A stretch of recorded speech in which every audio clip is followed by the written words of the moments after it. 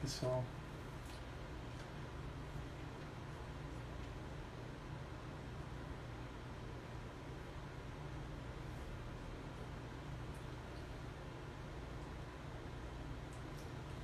Boa tarde, gente. O Luiz já está iniciando aí, só aguardando ele entrar para já colocar ele na chamada.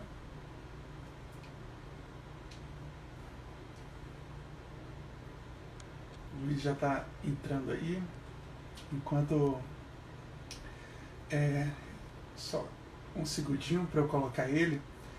Eu acho que todo mundo já deve ter visto algum vídeo do Luiz em algum momento, ou pelo menos ter visto ele no Instagram, ou ter visto ele em algum outro evento da biomedicina, e agora com essa coisa aí toda online avançando cada vez mais, ele está bastante ativo.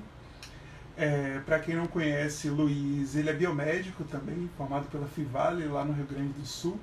Se eu errar alguma coisa, depois ele me corrige aí. Ele também tem vários projetos na área digital, desde de youtuber, da parte toda que envolve o YouTube, como podcast. Também tem especialização em hematologia, atualmente faz doutorado no Instituto DOI em São Paulo, tem experiência no exterior e a gente vai conversar um pouquinho com ele.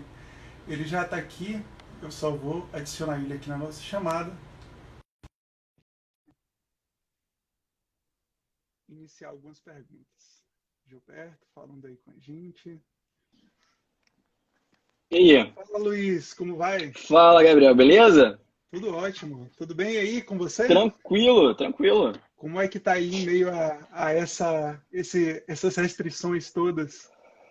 Cara, a real é que no Rio parece que nunca teve quarentena, infelizmente.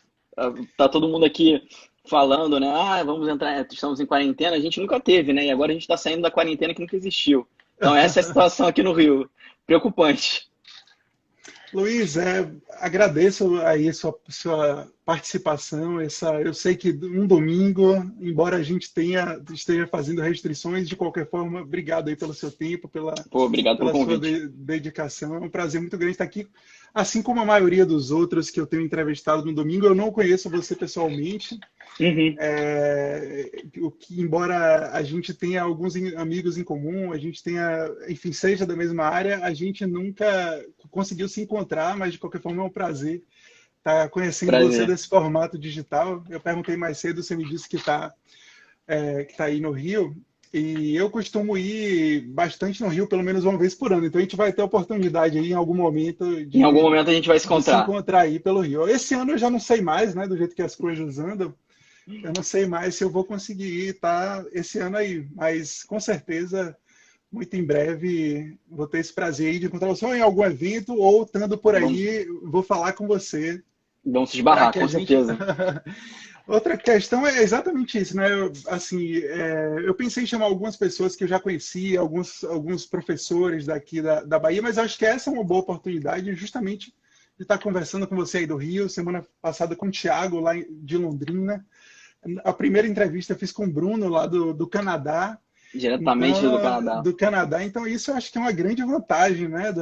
Assim, em meio a tudo isso, é uma das nossas vantagens em relação às restrições. Pessoal, muita Uhum. gente que tá aí online com a gente deve ter acompanhado também sua palestra essa semana lá no workshop biomédico. Saudações ao Tiago também, que está terminando hoje. O workshop foi o maior, é considerado o maior evento da Da biomedicina em número de história. inscritos, impressionante. Praticamente, acho que chegou a 8 mil, mas muito perto disso, Passou. acredito. Não foi? Acho que Passou de passou de 8 8 mil mil. inscritos. Impressionante, né? Outra grande vantagem desse modelo digital, e acho que funcionou muito bem.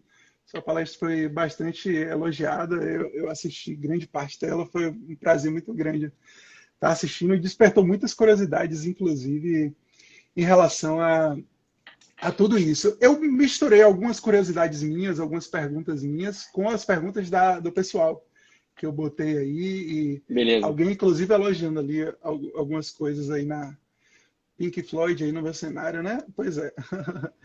Enfim, o pessoal não sabe, você atualmente está falando aí do Rio, né? Embora. Você é do Rio? Eu Não, sou do né? Rio. Eu Ah, sou do é? Rio. Eu sou do Rio, só que as pessoas às vezes confundem, porque eu tive versões da minha vida que foram expostas assim publicamente, né? Quando eu fui contando, uma hora eu estava no Sul, outra hora eu estava nos Estados Unidos, aí voltei para o Sul e agora estou no Rio.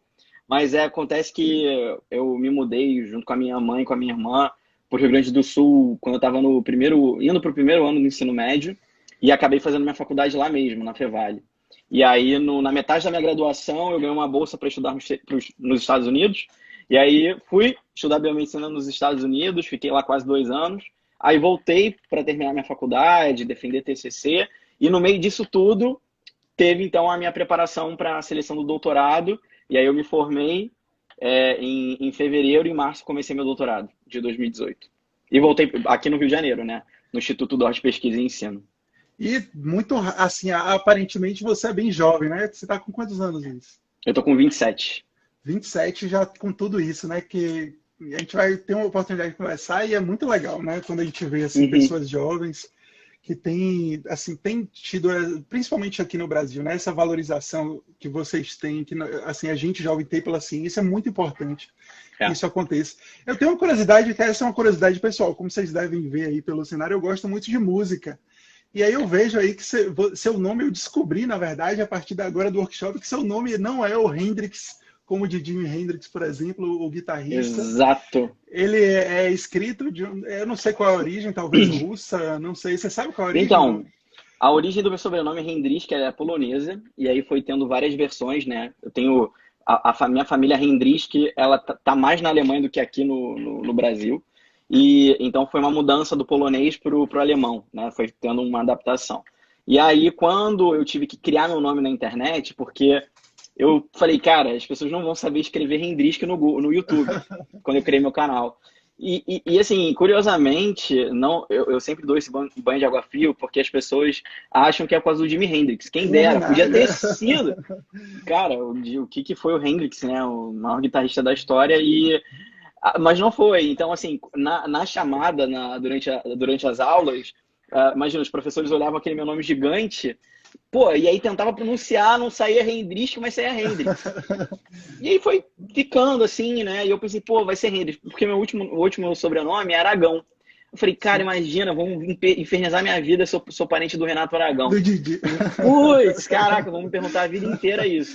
Falei, não dá pra ser Luiz Aragão, vai ficar Luiz Hendrix mesmo. E aí colou e ficou muito legal, um nome artístico bem... Nome artístico, né? Sem querer, né? Porque eu nem sabia que as proporções que isso ia tomar, né? Pra mim... Ficou bem, foi uma sacada excelente.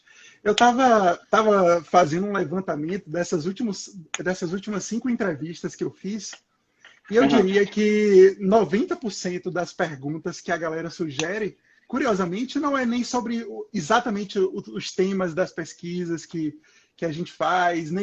E sim sobre essa questão toda das proporções das redes sociais, de como faz para fazer isso. Acho que assim, é um outro lado de interesse bem que, de certa forma, é importante que a gente, de fato, desperte esse interesse das pessoas e também acho que por conta de fato de uma exposição excessiva surgem mais essas curiosidades.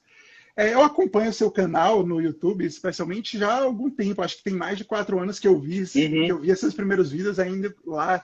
Acho que quando você estava nos Estados Unidos, foram os primeiros. Como foi que você teve essa ideia de vou fazer um canal? E se já tinha outros da biomedicina na época, como foi essa sua... Que não, no seu caso não é só sobre biomedicina, né? Você fala de tudo. Sobre ciência. Então, a questão muita foi quando eu estava nos Estados Unidos, Ciência Fronteiras. Eu fui em 2000, eu fiz a seleção em 2013, durante o ano de 2013 e 2014, que eu fui selecionado para ir para os Estados Unidos, né? Fui aceito na Universidade Estadual de Nova York. Quando eu cheguei lá, é tudo muito novo, você imagina, né? É realmente como é nos filmes, assim, é literalmente como é nos filmes, tem as fraternidades, tem o dormitório, tem os seus colegas de andar que convivem com você. Cara, é uma vida, assim, realmente muito parecida com a dos filmes e aí muitas pessoas me perguntavam como é que, né, a família pedia vídeo, mostra como é que é não sei aonde. E ficava sempre assim, e assim, o que as pessoas não sabem é que eu sempre fui uma pessoa muito tímida, eu sempre fui muito tímido. Com os meus amigos, não, mas falar em público, falar com outras pessoas, eu sempre tive esse problema, esse entrave, assim, eu sempre fui mais contido. E eu falei, caramba, como é que eu vou fazer isso, né? Colocar minha cara na internet. Eu até falei disso ontem nos meus stories, né? Eu falei, gente, olha, se tem como mostrar uma evolução é a minha, porque eu falei, vou fazer o vídeo, vou mostrar como é que é aqui meu dormitório, como é que é a minha vida. E os meus primeiros vídeos, assim, foram realmente da minha vida lá, como é que eu lavava roupa, tour na universidade, e aí é aquela coisa do feedback, né? As pessoas começaram a chegar no meu canal, nossa, eu quero viver isso também, como é que eu faço? E aí eu comecei a dar dicas para as pessoas para irem para o Ciências Sem Fronteiras. Eu tive a oportunidade de começar esse meu canal bem no início do meu intercâmbio, né? 6 meses, 5 meses depois de quando eu comecei, porque eu ainda tive a oportunidade de conhecer brasileiros que conseguiram chegar lá por minha causa que Pô, que acompanharam legal, meu né? canal, eu dei dicas porque naquela época você não tinha muita informação de como Sim. fazer todo o processo. E aí começou assim. E aí, olha que louco é a vida. Teve uma vez que eu tinha ainda muita insegurança de falar sobre ciência. Imagina, Sim. falei, caraca, será que eu tenho capacidade de falar sobre ciência na rede social, no YouTube, né? Porque eu acompanhava os grandes canais de ciência, sempre fui muito fã, por exemplo, do Átila, e de outros canais, eu falava assim, nossa, acho que eu não consigo fazer isso. E aí um dia até uma youtuber chegou assim pra mim e falou assim, nossa, Luiz, você tem que falar de ciência, você tem que mostrar esse teu outro lado. E como eu já gostava muito de divulgação científica, já lia muito sobre a causa, sempre fui muito influenciado, por exemplo, pelo saudoso Carl Sagan, né? Eu vi toda a série Perfeito. Cosmos, e aquilo ali sempre foi uma pulga em mim de querer falar sobre ciência. O meu primeiro vídeo foi sobre cannabis medicinal, que é o tema que eu trabalho hoje no meu doutorado. Incrível, né? Sem saber, há 6 anos atrás. Então, Acho foi perfeito sobre isso. isso. De fato, e eu acho que isso, de fato, desde essa construção de coisas de ciência que despertam o interesse de muita gente, então são aquelas coisas que qualquer pessoa que está vendo ali as chamadas vai querer clicar e ver de fato, misturado com todas essas coisas, né? E de ver como é uma experiência lá fora, eu acho que isso tudo, com certeza, contribui muito aí Muito. para seu crescimento e para o crescimento do seu canal no YouTube. Vale lembrar aí para o pessoal que está vendo que praticamente tudo que a gente vai falar aqui tem quase tudo lá no canal dele, porque ele realmente mostra assim fielmente como é que funcionam essas Tudo. coisas. Tem tudo da É, minha vida. quando você estava lá nos Estados Unidos, você ficava na própria Universidade de Nova York ou você Uhum. tinha algum outro lá mesmo, né? Eu ficava dentro da Universidade de Nova York, lá nos Estados Unidos, né, quando eu fui selecionado para. Porque lá nos Estados Unidos, diferentemente daqui que você faz um vestibular, você faz uma aplicação, né, para uma universidade e é a universidade que vai te escolher. Então não basta só você ser aprovado. Você pode ser muito bom, mas a universidade pode ser lá e falar assim, ó, não quero você aqui, você não tem um perfil.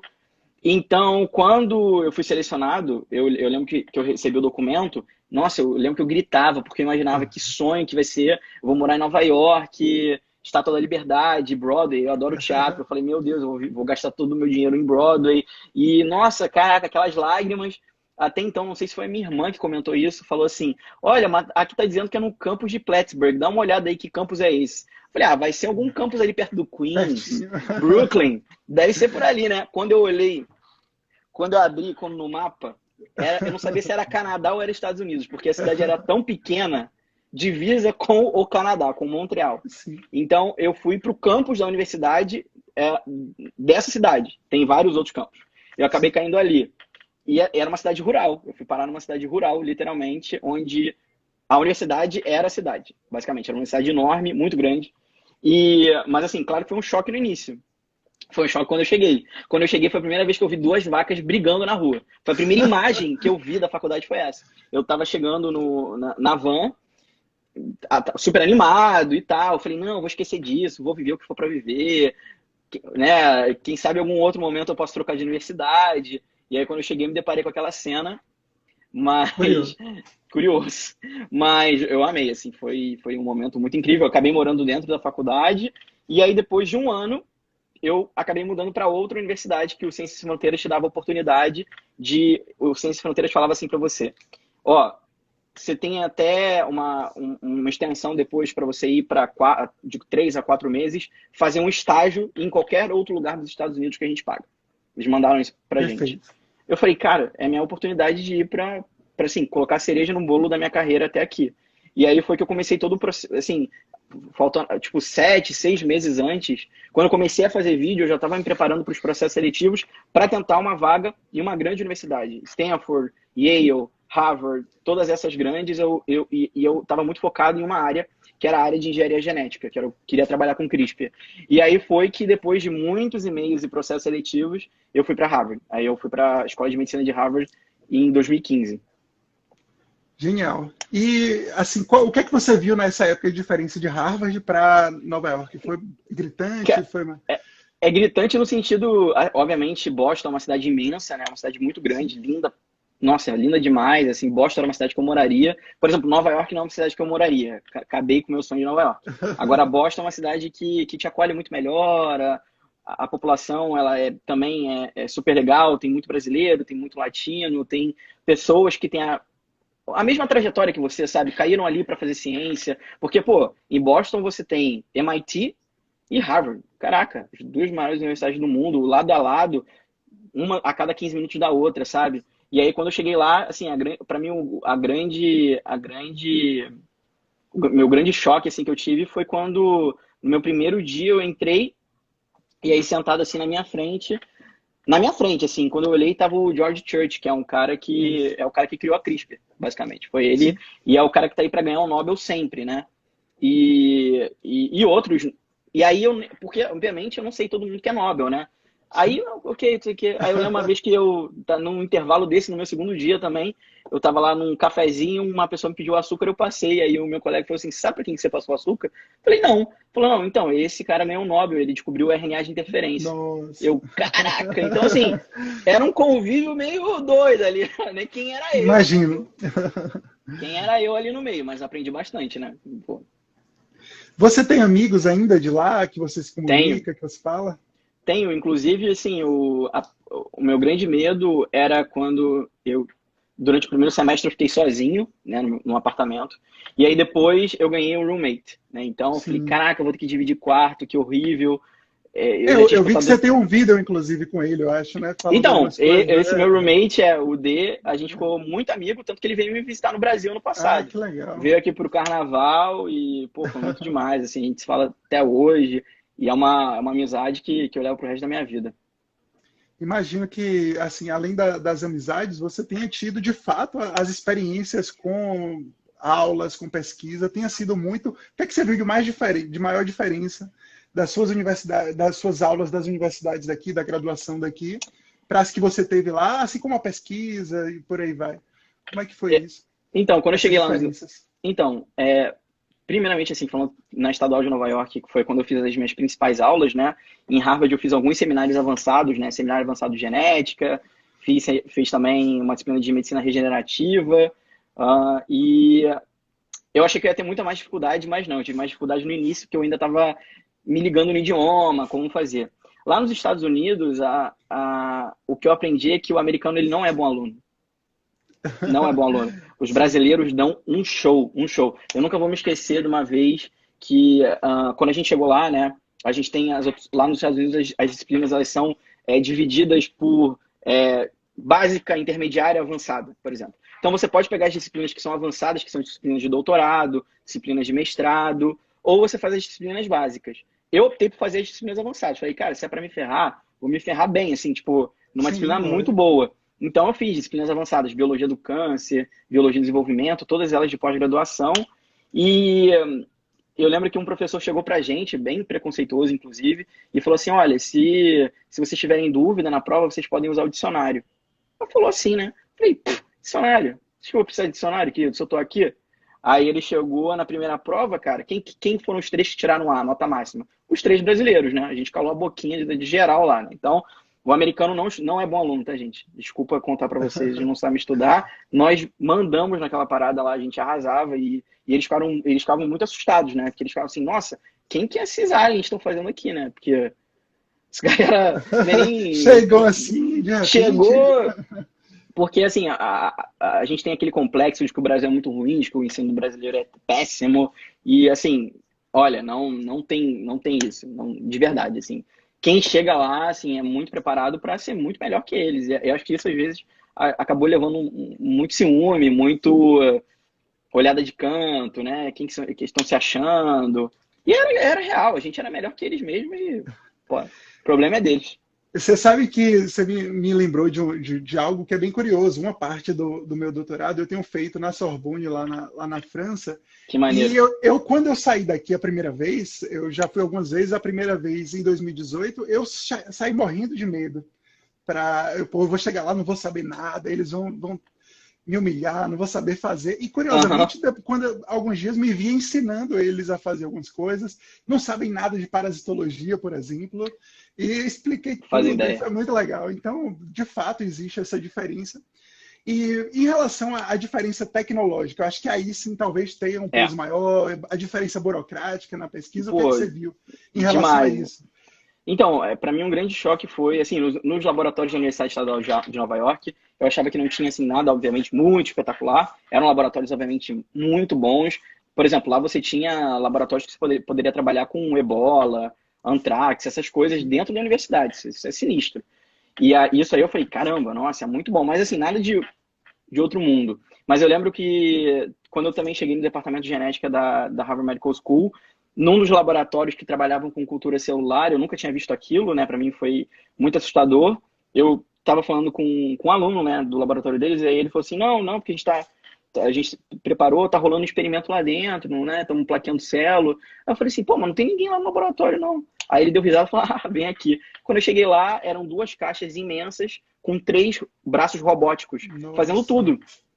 Fazendo tudo. E aquilo ali me chocou num nível, assim, que eu falei, caramba, cara, isso era 2014, 2015, né? E aí, até hoje, eu fico pensando o que deve estar acontecendo lá, porque em 2015 você já tinha sabe, essa automatização para tudo. Por exemplo, histologia, imunocitoquímica, plaqueamento de células, contagem de células, nada era feito por humanos, era tudo feito por robô. As pessoas só colocavam lá dentro e era feito. A fotografia das imagens de high content screen do microscópio, tudo era robotizado. Ninguém colocava a mão. Nossa, impressionante. Assim, e o robô, além de nunca errar, fazia o trabalho de 5 pessoas. Mais Porque ele rápido, trabalhava mais 24 horas, né? preciso. Sim. Trabalhava 24 horas. Então, aquilo ali, Diminuía a chance de contaminação, enfim, de imagino as tudo. milhares de vantagens. De tudo. Mas ali eu também tive um pé atrás que eu falei assim, poxa, será que esse é o futuro da ciência? Será que vai tirar a graça da gente colocar a mão De ver ali, o né? erro, né? Porque o errar é importante também, para a gente aprender com os Exato. erros, né? Ali eu fiquei com um certo. A sorte que eu tive é que meu laboratório não tinha nada disso. Meu laboratório era à mão e a gente trabalhava lá com engenharia genética na questão de correção de erros de infertilidade, né? Trabalhando especificamente com meiose. E, então era muito legal, assim, era tudo feito com um nematóidezinho chamado C. elegans, né? Que é tipo uma minhoquinha. Sim, sim, sim. E então era muito manual. Então eu aprendi muito ali, por exemplo, Western blot, PCR real time, microscopia confocal, e assim, foi muito manual, né? Lá realmente Sim, foi muito manual. Mas aí quando, por exemplo, no meu doutorado hoje a gente também, o mesmo robô que eu tinha lá, que eu vi lá, no meu laboratório aqui no já Rio tem. tem. Já Muito tem. legal. Muito bom. Luiz, e tira uma dúvida em relação a isso. E ainda para a gente fechar essas curiosidades sobre os Estados Unidos, que são até Aham. talvez assim, muito pessoais, inclusive, sobre especificamente a cultura norte-americana, sobre isso no contexto mais geral possível. As pessoas, como é que elas te tratavam? Você acha que teve de fato uma diferença por você ser brasileiro? E ao mesmo tempo, não sei se a gente tem acompanhado aí todas essas questões. Eu tenho alguns amigos que estudaram também nos Estados Unidos. Eles revelam de fato que existe um preconceito muito grande, Uhum. inclusive o preconceito racial, e além de vários outros fatores. O que é que você percebeu lá? O que é que você observou nesse tempo que você ficou? Existe um preconceito velado, né? Que ele não é um preconceito que te ataca diretamente, mas ele é um preconceito que te corta por outras vias. Você vê que você é excluído muitas vezes até por professores muito preconceituosos que eu acabei tendo. E dava para ver que, assim, eu tive um professor no caso, né? Um professor exclusivo, que, assim, dava para ver que ele tentava me ferrar. Assim, porque, por exemplo, esse professor ele não queria deixar outras pessoas, ele não queria deixar nenhum brasileiro fazer a disciplina dele. Ah, não, porque eles não vão entender, é muito avançada, não sei o quê. Eu e mais 2 colegas conseguimos, fizemos uma entrevista para fazer a disciplina. E a gente começou indo muito bem. E dava pra ver que depois ele queria ferrar na correção, sabe? Tipo, pra ver se colocava a gente no nosso É, lugar. Ah, pena que ele não ia conseguir isso. A não gente conseguiu. realmente. Não, a gente mandava muito bem, não tinha o que fazer. A gente dava monitoria pro monitor dele, pra você ter ideia da parada. E assim, existe isso, mas, por exemplo, eu senti isso muito na universidade que eu estava, que era uma universidade mais no interior. Por exemplo, na região que eu morava, era uma região já conhecida muito pela questão racial. Existiam células da Ku Klux Klan, por exemplo, ali perto. Eu mesmo vi várias pessoas de Ku Klux Klan com símbolos passando pela rua. E aquilo ali assusta, assim, que, né? Mas, Com assim, certeza. a minha vantagem era no sentido de que eles sempre me confundiam ou com francês ou com canadense. Então não tinha muito aquele preconceito de começo. Se eu falasse que eu era Sim. brasileiro, aí Aí podia ter sim. uma questão. E, infelizmente, por muito tempo eu omiti essa informação. Eu acabei, para não ter estresse, eu não Sim. falava que eu era brasileiro e teve uma hora que meu inglês ele estava muito bom, então eles me achavam que meu sotaque era do Canadá ou era francês, alguma coisa. Mas, por exemplo, quando eu fui para Boston, a parada mudou radicalmente. Lá, quem faz ciência é estrangeiro, não é americano. Quem faz ciência nos Estados Unidos é pessoas do mundo inteiro e não Sim. americanos. A Sim. grande maioria. Então, por exemplo, no meu laboratório, nós éramos 11 pessoas. 11 pessoas de 11 países diferentes. Então, Nenhum eu americano. aprendi Tinha só algum um americano. americano. Um americano, uma pós-doc americano. O resto tinha mexicano, brasileiro, Coreia do Sul, China, tinha Alemanha, outras agora eu não vou me lembrar, né? Estados Unidos era uma. E aí isso também foi um grande aprendizado para mim, porque eu aprendi que existem formas diferentes que dependendo da formação onde o cientista teve, se é na Índia, se é na Coreia do Sul, por exemplo, a forma do cientista pensar, a metodologia, ela é muito parecida. A gente aprende a ter o nosso raciocínio de erro e tal, muito, muito parecido. Isso é doido, né? Não é combinado, é realmente a Verdade. cabeça do Verdade. cientista. Por isso que os cientistas, eles são muito parecidos. Mas Verdade. a forma de você resolver problemas, cada país tem uma forma diferente. Isso é muito engraçado e eu aprendi formas boas, formas ruins de não fazer, que eu falava, nossa, isso vai dar muito mais trabalho, mas como ele aprendeu a fazer daquele jeito, ele ia até o final daquele jeito. E isso foi muito bom para mim, porque eu tive uma imersão de como se eu estivesse em vários países ao mesmo tempo, como se eu tivesse feito 11 intercâmbios ao mesmo tempo. E eu tive pessoas muito no meu laboratório lá, eles eram muito solidários, porque, de novo, é muito desafiador. Eu estava com 21 anos, nunca tinha morado sozinho, aquele medo, a frustração, morando numa cidade grande, eu tinha que me virar com tudo. Então, eles se preocupavam, por exemplo, você fez sua janta hoje? Aí eu falo assim, pô, ainda não fiz minha janta. Ah, não, toma, ó, peraí, ó, eu fiz um bolo, toma aqui. Então, eles Ah, que legal. me ajudavam nisso de realmente, tipo, ter aquele respiro final, porque quando eu fui para Boston, eu já estava com 1 ano e 2 meses de Estados Unidos. Eu já não aguentava mais. Eu estava pelo meu limite e eu ainda ia ter outro. Eu ia estar em Boston, eu ia ficar lá 4 meses em Harvard, e aí depois eu ia ter mais alguns meses de aula para depois voltar ao Brasil. E eles me ajudaram muito a tipo, seguir em frente até o final, porque Manter. você imagina, eu era proibido de voltar para o Brasil. A CAPES, ela proibia você de voltar. Então, Sim. é longe da família, é longe de todo mundo. É um período onde você sacrifica muita coisa que eu ainda estou recuperando. Desde Sim. 2015 que eu voltei e eu ainda tenho coisas que eu perdi que eu ainda estou recuperando. Desse tempo que eu fiquei muito fora, muito ausente de tudo. Né? Amizades que eu perdi e tal. Mas faz parte, a gente faz escolhas na nossa vida, eu não me arrependo de nada, mas a gente tem que saber que nada é fácil. Nada é fácil. As pessoas Verdade. tendem a ver O só a lado bom, vitória. né? É verdade. Verdade. Só a vitória. Luiz, pensando, para a gente terminar o contexto dos Estados Unidos, antes de eu Aham. falar de algumas outras coisinhas, qual foi então, assim, hoje você no doutorado, hoje você já se formando aí de fato como um pesquisador, qual foi a importância do Ciências Sem Fronteiras no desfecho geral para você? Você acha que foi um programa? A gente mandou muita gente para fora do país na Muita. época. O que é que você acha no desfecho, no contexto geral do programa?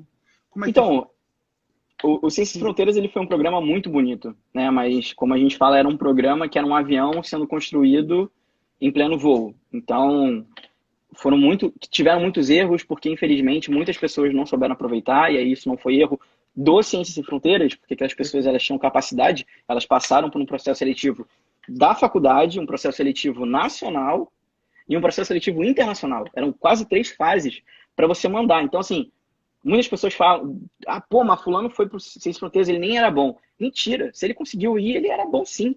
As pessoas às vezes têm dificuldade de absorver isso, mas ele mandava muita gente, mas ele mandava muita gente boa, os melhores do Brasil, né? Porque era aquilo, pelo menos academicamente falando. Mas muitas pessoas não souberam aproveitar. No meu caso, eu aproveitei cada segundo que eu tive meu pé nos Estados Unidos. Cada milímetro, cada movimento, cada pensamento, eu aproveitei para benefício da minha carreira. Porque não adiantava eu ir com dinheiro público, ficar quase 2 anos morando nos Estados Unidos e não ter retorno. E não ter retorno. Qual era o retorno que eu queria dar? Isso era uma coisa que eu pensava demais. Eu perdia sono, eu juro, eu perdia sono pensando o que eu estou fazendo de volta pro Brasil, cara. Uma parada que é difícil explicar, mas era uma coisa que eu tinha na minha mente. Quando eu comecei a fazer meu canal, isso me aliviou um pouco. Eu falei, pô, eu não posso fazer nada agora, mas eu posso fazer vídeo. Eu posso fazer as pessoas virem para cá.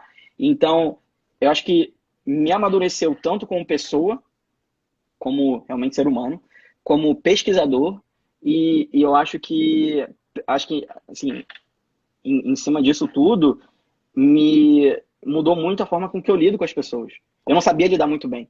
Hoje em dia eu lido com as pessoas, eu lido com o público, eu estou diretamente conectado, eu tenho uma imagem na internet, e o Ciências Sem Fronteiras foi muito importante para mim, para eu quebrar a bolha que eu estava, a minha caixa, que eu me trancava ali, eu não queria mostrar esse meu lado, ou fazer graça, eu sempre tive uma autoestima muito baixa, não achava que as pessoas iam achar graça nas coisas que eu ia falar, ou que eu não ia parecer, sei lá, normal fazendo aquilo. Porque você tem um julgamento, infelizmente, quando você faz divulgação científica, você tem um julgamento dos seus próprios colegas de trabalho, da própria academia, de professores, de pesquisadores, que acham que você faz é perda de tempo. Então eu falei, pô, será que eu já vou começar a me queimar desde o início? E foi o preço que eu falei, cara, eu tenho que correr esse risco, porque quem que vai fazer? Se não for eu, quem que vai fazer? Então, isso foi uma coisa que eu tive muita direção. Então, o Ciência Fronteiras, ele realmente mudou a minha vida completamente. E eu devo muito ao Brasil e hoje em dia, principalmente eu sempre falo, a CAPES, ela financiou toda a minha pesquisa lá. Cada mês ela desembolsava só para mim R$ 30.000 para poder estar lá. Uma pessoa, tá? R$ 30.000 de mensalidade. E agora a CAPES financia o meu doutorado. Então, se não fosse pelo financiamento público, se não fosse pelo fomento mesmo das pesquisas no Brasil, nada disso seria possível. Então, eu tento o máximo dar em troca, né? Então, como eu ainda estou em formação, como eu ainda não tenho, digamos assim, um status científico, assim, que eu ainda posso bater no peito, assim, eu sou um neurocientista de renome, ainda estou construindo isso, eu quero dar em troca de outras maneiras, né? E aí eu quero, obviamente, dar em troca da maneira melhor possível, que são as coisas que eu pesquiso. As crianças com que eu trabalho, que têm vários problemas cognitivos, eu estudo a cannabis, que é um tema muito complicado. Para mim, o ciclo vai estar pelo menos completo quando eu ver que pelo menos o meu trabalho ajudou uma pessoa. Se ajudou uma pessoa, eu posso me aposentar na pesquisa. Já é o suficiente. Genial sua fala. Eu acho que a gente, inclusive, eu vou dar um jeito de cortar isso aí e colocar também exatamente esse trecho, esses elogios que você fez ao programa e a gente mostrando exatamente a importância disso, né? Você vê o seu crescimento, tanto profissional quanto pessoal, com essa experiência, com certeza genial. Algumas pessoas perguntaram aí, que eu vi passando, vou deixar online também quando a gente finalizar, tanto no IGTV quanto lá no YouTube também. Mais uma das curiosidades do pessoal como é que você faz, como é que você aprendeu a editar seus vídeos? Porque são muito legais. Eu mencionei no início, você chegou a ganhar um prêmio do YouTube, na verdade você participou, né, do curso, ganhou o prêmio do YouTube, já ganhou o prêmio da Fiocruz também. Sim. Como é que foi isso e como é que você aprendeu a essas edições mais legais que você faz? Apesar de que você falou que existe, óbvio, o julgamento, mas é um papel genial e você faz isso muito bem, né? Acho que você... quando eu vejo seus vídeos, eu comentava com minha namorada que parece os vídeos do Explicando da Netflix, sua voz. Você explica muito bem, você tem uma dicção muito boa, que isso acho que facilita, além do entendimento, a qualidade do vídeo em geral. Enfim, como é que você aprendeu a sincronizar isso tudo e a editar? Então, tudo foi questão de aprender sozinho, né? Eu lembro que, às vezes, eu me pego 2 horas da manhã assistindo um tutorial de uma criança de 12 anos que está me ensinando.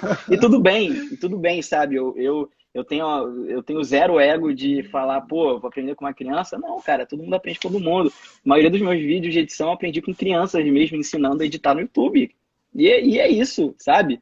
E aprendi muito bem e realmente é a prática, é a sensibilidade, é você saber. Por exemplo, todos os meus vídeos, os meus podcasts, principalmente agora o SciTalk, que é o meu projeto que está crescendo muito. Hoje eu estava vendo, ele é o 12º podcast mais escutado de ciência do Spotify. E, Nossa. caraca, isso para mim, pô, a gente tá batendo 12 mil, sabe, pessoas ouvindo, eu fico, tipo, minha cabeça explode quando vejo isso. Mas é tudo planejado, tudo planejado. Nada que eu digo é fora do lugar, tudo tem um porquê. Então, tudo meu é roteirizado, tudo meu é roteirizado no sentido de não para parecer artificial, não porque eu tenho insegurança de passar aquele conhecimento, porque eu quero passar o conhecimento certo. Eu ralei muito para criar uma estrutura narrativa que faça sentido e que a pessoa entenda. Não é só jogar informação, é você ensinar. Então, tudo que eu faço, assim, em edição, em voz, em como colocar uma imagem, tudo isso foi aprendendo sozinho e também me inspirando em muitas coisas. Assim, eu sempre digo, vocês precisam criar canal no YouTube, podcast, enfim, o que for. Projetos que você gosta de consumir. Eu gosto de ouvir meu podcast. Não é ego, tá? Não é ego. Eu realmente acho muito bom. E o SciTalk, por exemplo, é um exemplo, é algo que eu sempre quis ouvir e nunca achava.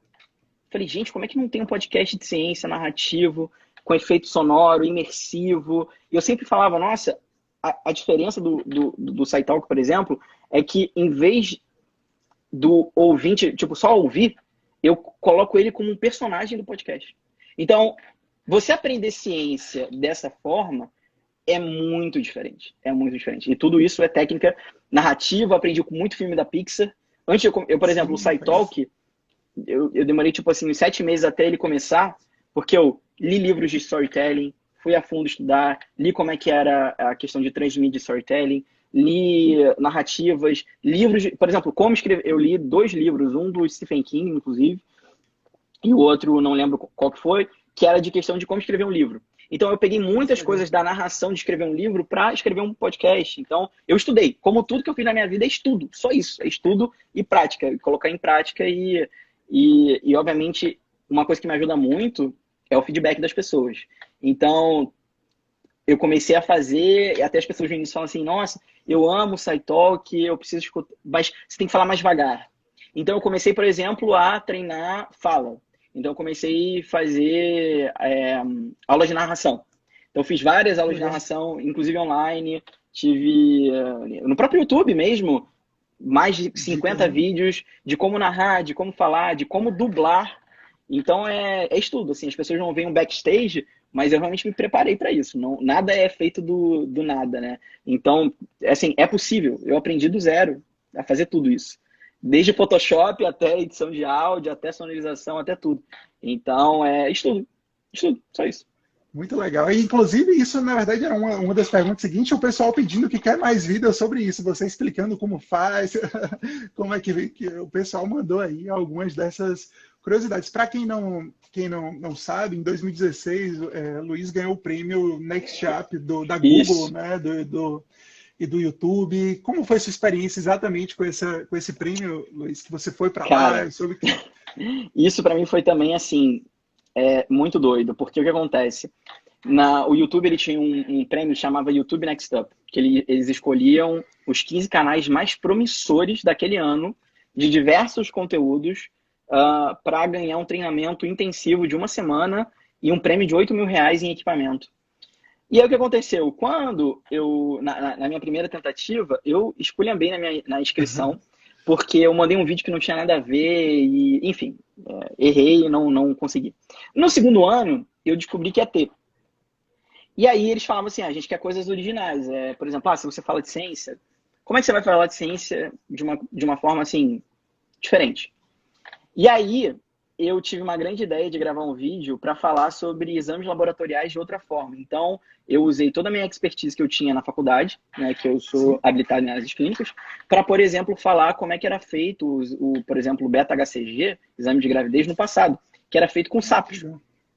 Então, eles injetavam a urina das mulheres na barriga do sapo e isso, né, a partir do hormônio poderia produzir os espermatozoides. Depois eles coletavam a urina do sapo, se tivesse liberação de um espermatozoide, é que a mulher estava grávida. Então, foi assim que Nossa, que começou, legal. por exemplo, o beta-HCG. Eu peguei isso, contei uma história e mandei para eles. Zero chance. Falei, não, não é possível que eu vou ganhar com vídeo de sapo, porque eu odeio sapo, inclusive. Falei, pô, vou ganhar com vídeo de sapo? E aí, um belo dia, tô no meu e-mail, você foi um dos selecionados, parabéns, não sei o que é. Nossa, Não conte para ninguém. Cara, não tinha como. Contei, chorei, gritei, falei com a minha eu mãe, com a minha imagino. irmã, liguei para todo mundo. E aí, tive que mandei isso ainda um mês de segredo. E aí, então, eu consegui, né? Fui nos 15 canais selecionados, na categoria de ciência era eu e mais um.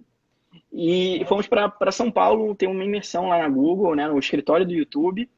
E foi incrível, assim, eu aprendi com a galera que dirigia vídeos para Porta dos Fundos, para a Fernália, pessoas que escreviam, Nossa, que por legal. exemplo, filmes, né? De roteiro com a galera que... Teve um cara lá que foi um dos roteiristas, por exemplo, do Cidade de Deus. E, caraca, eu Nossa. falei, mano, que vida é essa? Que coisa doida, né? E aí foi, 2016 também foi um ponto, assim, uma chave muito louca na minha vida que eu falei, cara, eu realmente estou fazendo uma coisa legal, porque para Google me notar, realmente Tem coisa aí. tem coisa aí, cara, não é da minha cabeça, não. Eu realmente estou fazendo meu trabalho direito, né? E foi um ótimo reconhecimento, né? Eu realmente não imaginava. E aí foi ótimo. Ganhei R$ 8.000, comprei equipamento, comprei microfone profissional. O microfone que eu gravo o SciTalk hoje foi comprado com essa verba, tripé, iluminação. Cara, eu montei um estúdio. Muito bom. Então, Você, inclusive, isso você já responde um pouquinho da outra pergunta, que foi a mesma pessoa, inclusive, que perguntou. aham. Acho que Guilherme que perguntou para Tiago. Ele tá provavelmente essa pessoa está bem interessada nisso. Que ele perguntou. Então, de fato, dá para ganhar dinheiro com o YouTube? Dá para ganhar dinheiro com rede social? Quais são as estratégias para isso? Você, No você, YouTube especificamente, você, além do prêmio, como é que funciona um pouquinho essa monetização do YouTube? o YouTube já pagou muito melhor, né? Já pagou muito melhor Sim, e a grande vantagem do YouTube é que você ganha em dólar. Então, hoje em dia, você, sei lá, consegue uma bolsa de mestrado aí pelo YouTube, né? Dependendo do mês, digamos assim. E dá, assim, mas você não pode depender desse tipo de isso. monetização. Você tem que se conectar com marcas, né? Eu, felizmente, por exemplo, já fiz coisas para a Intrínseca, que é uma grande editora de livros, eles confiam muito no meu trabalho. Então, a gente faz algumas parcerias nesse sentido. Então, dá. E aí, hoje em dia, a ferramenta de divulgação é Instagram. Então, você fecha um combo com as empresas. Ah, vou mandar uma camisa, vou mandar não sei o quê. Você grava 3 stories, não sei o quê, e eles te pagam X. E então é aquela coisa, por isso que eu peço muito pro meu público me seguir e tal, porque me ajuda também a manter as coisas, né? E outra coisa que também dá muito para fazer é a questão de financiamento coletivo, né? Eu abri recentemente um Verdade. apoia-se para o SciTalk, que, pô, para mim, para um podcast que está começando, normalmente a galera abre um apoia-se, sei lá, com 3 anos, 4 anos de podcast. E eu falei, não, vou abrir, vamos ver o que dá para me ajudar. Já temos agora 13 pessoas ajudando e dá um dinheiro legal que eu posso, por exemplo, pagar algumas plataformas bem interessantes. Então, por exemplo, todas as trilhas sonoras do SciTalk são exclusivas. Toda a Caramba. sonorização é feita por profissionais que eu pago agora, né, com esse dinheiro que eu assino uma plataforma para obter tudo isso. Então, assim, se não fossem os apoiadores, o episódio não ia ficar tão bonito como fica. Então, eu ainda não tenho, por exemplo, dinheiro meu para investir da forma que eu quero investir. Mas vamos ver. Eu vou tentar agora também uma coisa do Serra Pilheira aí que tá para sair. Quem Sim, legal. sabe vou dar o SciTalk vai dar um passo Um boom. gigantesco aí na próxima temporada. Muito legal. Além do SciTalk, você foi um dos criadores e administra aí também o Biomedcast, não é? Já está no episódio mais cento e Isso, pouco, 101, eu acho. Né? isso, cara. Eu falei O com o bio- Bruno também do Biomedcast, acho que é uma iniciativa genial também. E como é que ele o- tem, como é que vocês têm conseguido aí conciliar tudo isso com o É muito Biomedcast? difícil, é muito difícil. O Imagina. Biomedcast foi a criação do Bruno, do Otávio e do Rogério, né? Eu não fui um dos criadores do Biomedcast, só que daí no quarto episódio eles me chamaram para gravar. Eu gravei e eles gostaram muito de mim e me convidaram para fazer parte da equipe fixa.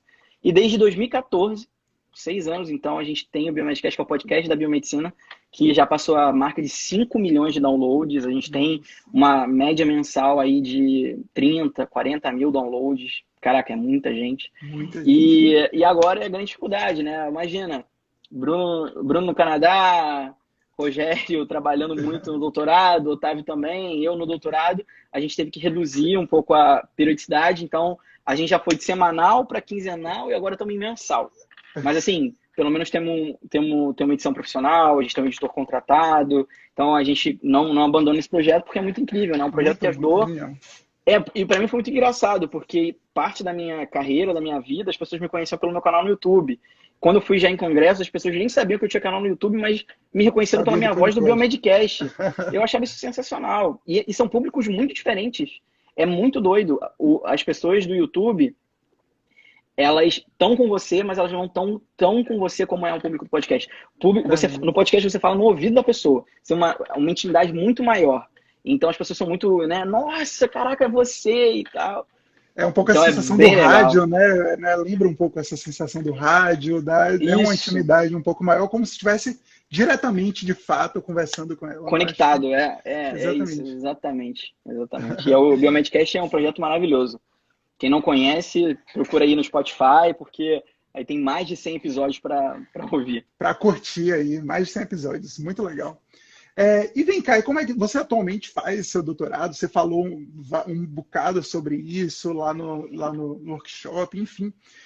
Como é que você tem conciliado? Primeiro, se você tem conseguido manter sua pesquisa em meio a esses tempos de pandemia, como é que você concilia estudos sobre milhares de coisas com fazer vídeo, enfim, gravar podcast com o doutorado? Como é que você tem conseguido conciliar isso tudo?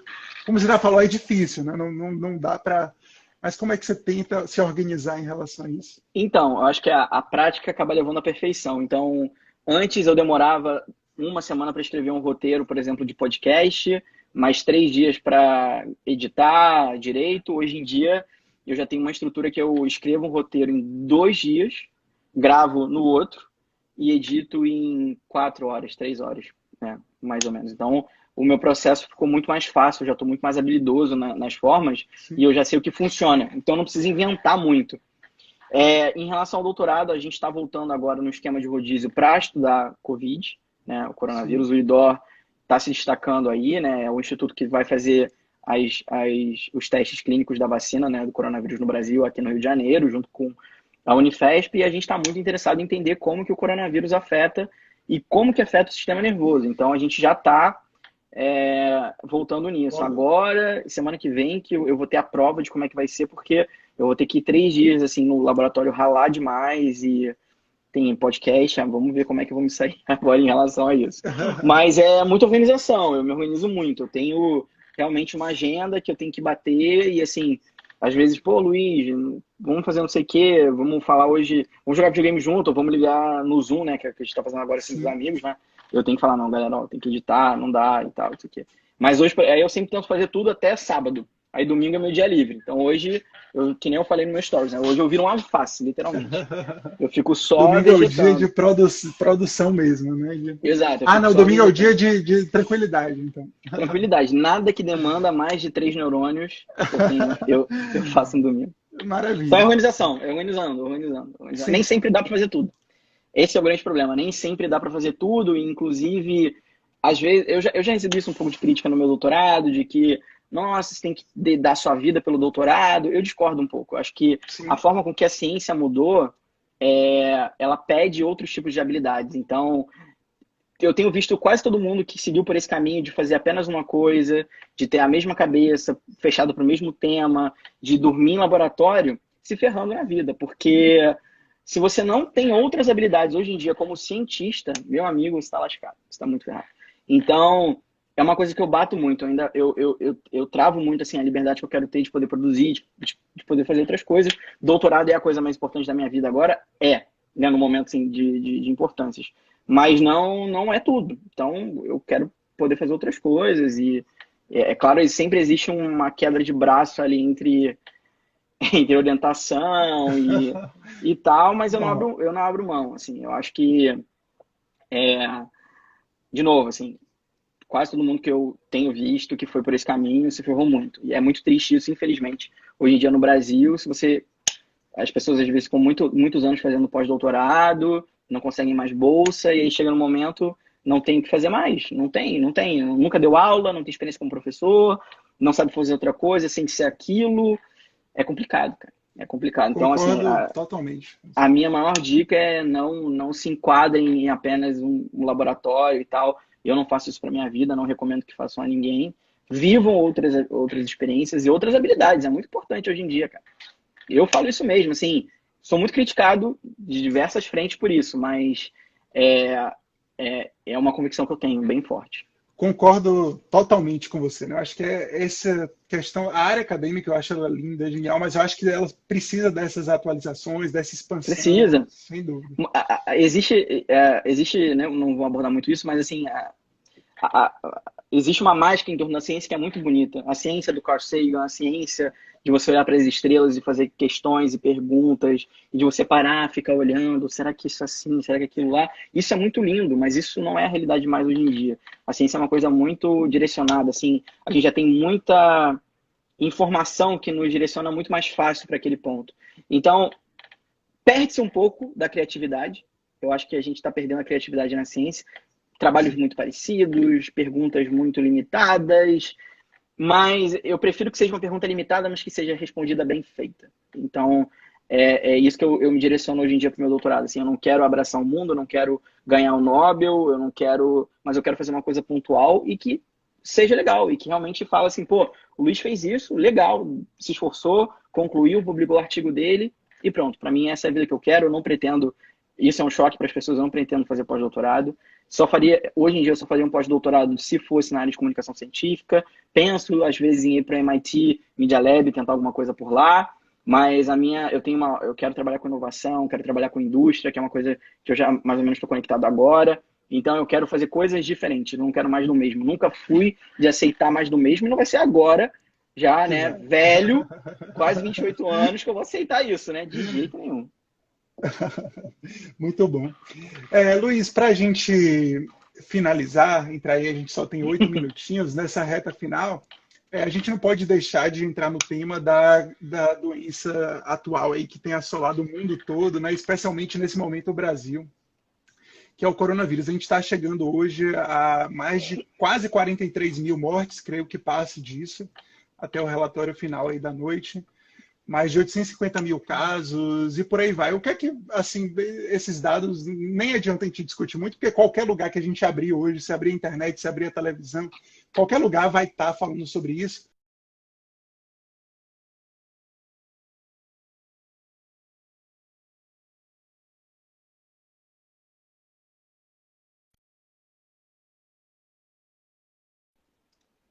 Ou travou? Acho que você tinha caído um pouquinho.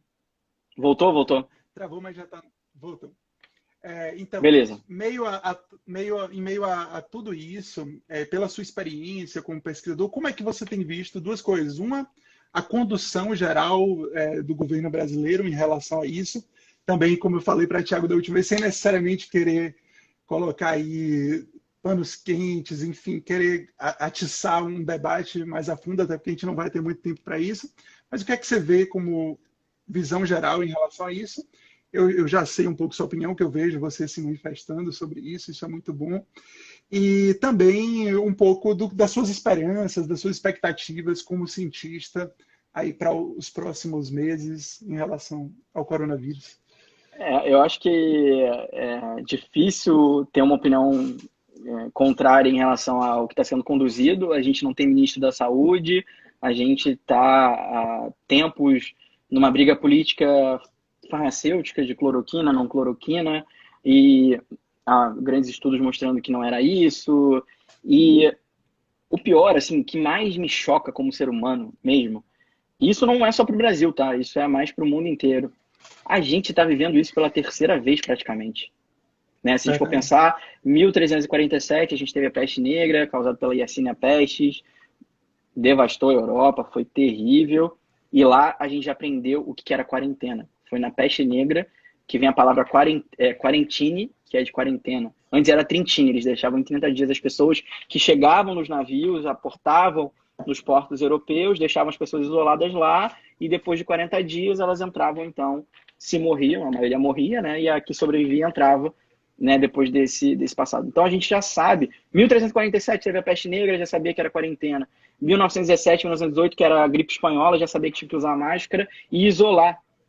Aí a gente chega em 2020, depois de muitos prêmios Nobel e depois de muitos avanços na ciência, e a gente ainda insiste em não fazer isso.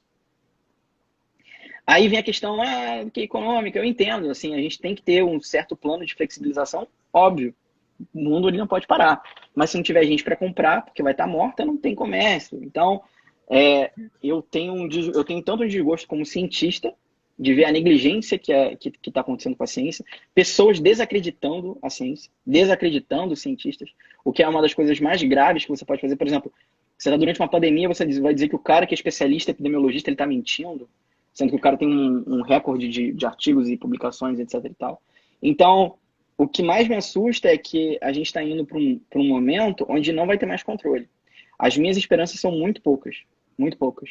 Eu acho que vai ter um momento onde a curva vai começar a diminuir, porque aquela galera vai estar imune e a galera vai estar morrendo. Sim. E aí qual é, por exemplo, vamos fazer o quê? Vamos mudar o esquema de divulgar os dados, vamos mudar isso.